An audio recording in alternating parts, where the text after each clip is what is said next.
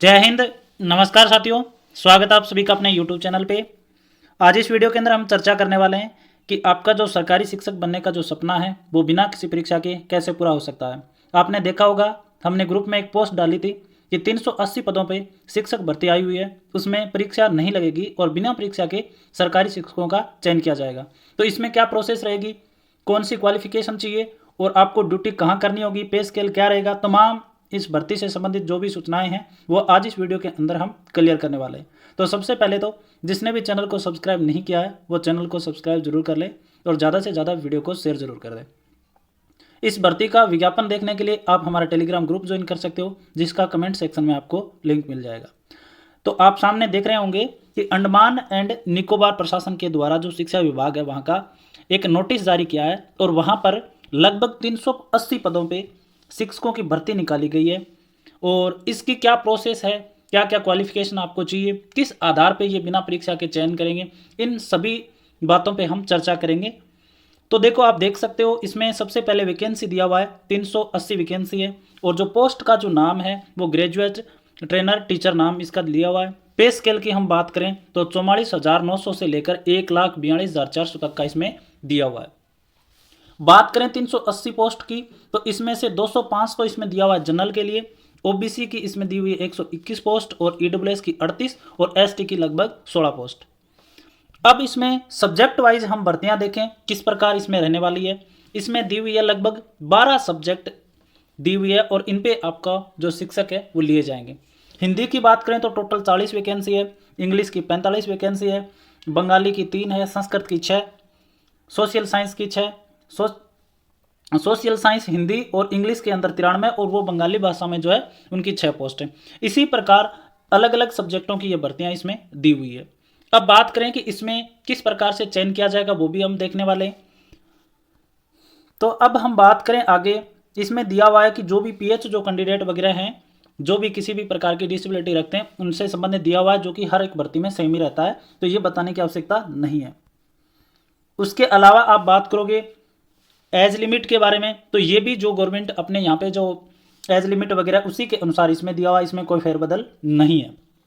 तो इसमें दिया हुआ है ओबीसी को 3 साल की छूट मिलेगी, एसटी को 5 साल की मिलेगी और ये तमाम ये चीज़ें जो अपने दी हुई होती है उसी प्रकार से इसमें दिया हुआ है। अब हम सबसे बड़ी बात यही आती है कि इसमें क्वालिफिकेशन क्या चाहिए, हमारे पास कौन कौन सी डिग्रियां होनी चाहिए। तो इसमें वो भी विस्तार पूर्वक बताया गया है कि आपको किस प्रकार से डिग्रियां आपको चाहिए होगी। तो सबसे पहले इसमें 1 नंबर पे लिखा है कि आपके पास बीए या बीएड या बीएससी बीएड होना चाहिए, कम से कम एक सब्जेक्ट के साथ 50% मार्क उसमें होने चाहिए। मतलब जिस सब्जेक्ट से आप अप्लाई कर रहे हो उसमें वो सब्जेक्ट इसमें होना चाहिए और कम से कम 50% नंबर आपके इसमें एग्रीगेट होने चाहिए। उसके अलावा भी इसमें दिया हुआ है कि आप बैचलर डिग्री आपकी हुई हो सकती है 50% मार्क के साथ, और उसके अलावा उसमें कौन कौन से सब्जेक्ट होने चाहिए वो भी इसमें दिया हुआ है। जैसे आप बात करोगे तो इसमें साफ लिखा है कि जो पोस्ट जो इन्होंने टीचर के लिए निकाली है इसमें कम से कम एक सब्जेक्ट, जो भी आपकी बीए किया है या बीएससी किया है आपने, उसमें कम से कम एक सब्जेक्ट होना चाहिए। कौन सा, या तो हिंदी हो या उसमें इंग्लिश विषय से किया हो, मतलब मीडियम इंग्लिश हो आपका, तमिल से हो, बंगाली से हो, तेलुगु से हो, इनसे संबंधित कम से कम ग्रेजुएशन है वो होना चाहिए एक में। मैथमेटिक्स की आप बात करोगे, मैथमेटिक्स सब्जेक्ट से अगर आप अप्लाई कर रहे हो तो आपके पास जो बैचलर जो डिग्री है उसके अंदर फिजिक्स केमिस्ट्री और कंप्यूटर साइंस या स्टैटिक्स में से कोई भी एक सब्जेक्ट, जो 2 सब्जेक्ट है वो इसमें से होने चाहिए। मैथ होना चाहिए मेन सब्जेक्ट के रूप में और उसके अलावा इनमें से एक सब्जेक्ट आपके पास है तो आप इस पोस्ट के लिए एलिजिबल हो। अब बात करोगे फिजिक्स की, तो फिजिकल साइंस की आप बात करोगे तो उसके अंदर आपका मेन सब्जेक्ट फिजिक्स या केमिस्ट्री में से होना चाहिए, तभी आप इस पोस्ट के लिए अप्लाई कर सकते हो। लाइफ साइंस की आप बात करोगे तो इसमें बोटनी या जूलॉजी आपकी कम से कम एक मेन सब्जेक्ट के रूप में अगर आपके पास है ग्रेजुएशन के अंदर, तभी आप अप्लाई कर पाओगे। सोशल साइंस की आप बात करोगे तो आपको पता है यहाँ पे भी अपने यही रूल है, हिस्ट्री, जियोग्राफी, इकोनॉमिक्स या पॉलिटिकल साइंस में से कम एक सब्जेक्ट है वो आपके पास ग्रेजुएशन में होना चाहिए। उसके अलावा होम साइंस की आप बात करोगे तो बैचलर डिग्री होम साइंस जो मेन सब्जेक्ट के रूप में होना चाहिए।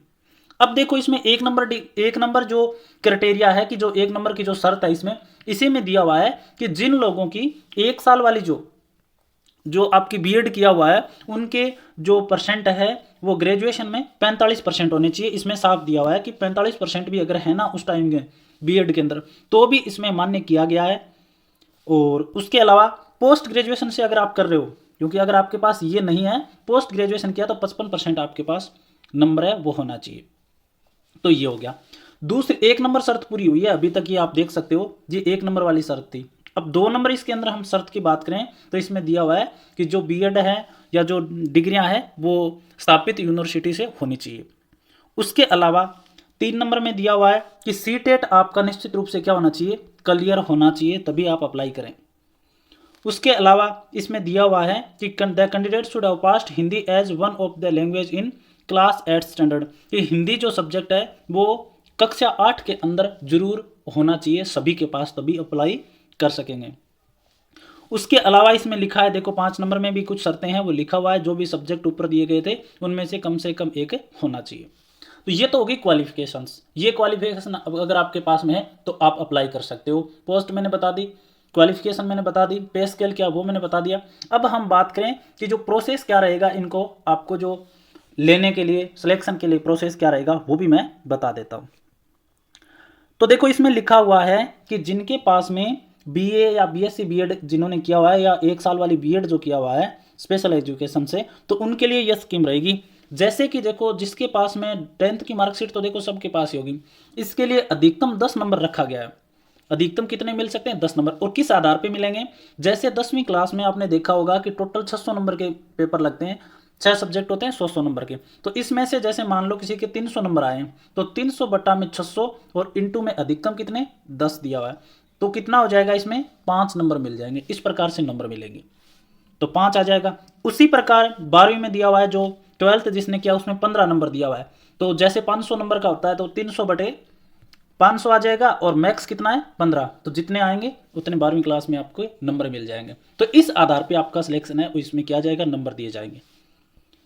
ग्रेजुएशन में इसमें दिया हुआ है 30 नंबर अधिकतम।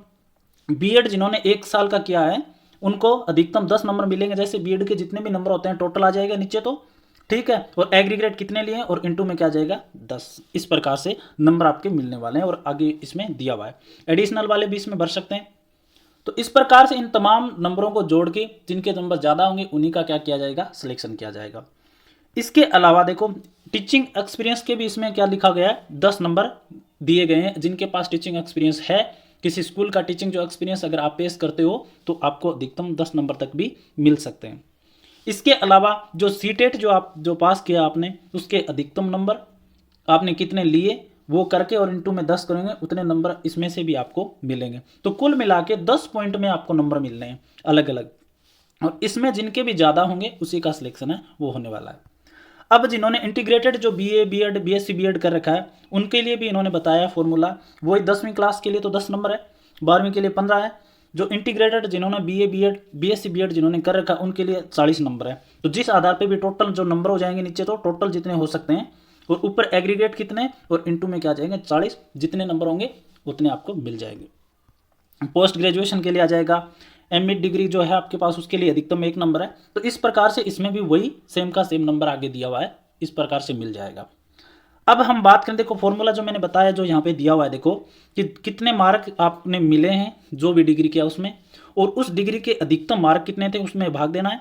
इंटू में क्या करना है कि जितने मार्क आपको दिए हुए अधिकतम ये वाले, उससे क्या कर दो गुणा, जितने नंबर आएंगे वही क्या होंगे इसमें आपका मान्य किया जाएगा।